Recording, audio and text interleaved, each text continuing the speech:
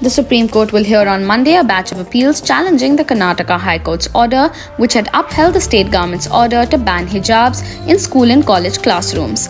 A bench of Justices Hemant Gupta and Sudhanshu Dhulia will hear the pleas tomorrow, the first working day of the new Chief Justice of India, UU Lalit.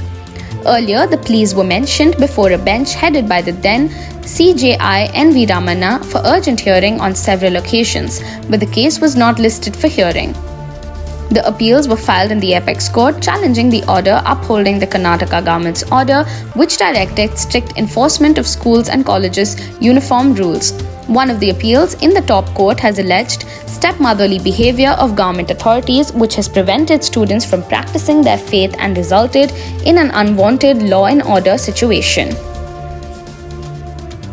Karnataka High Court in March had held that the prescription of uniforms is a reasonable restriction that students could not object to and dismissed various petitions challenging a ban on hijab in education institutions, saying they are without merit.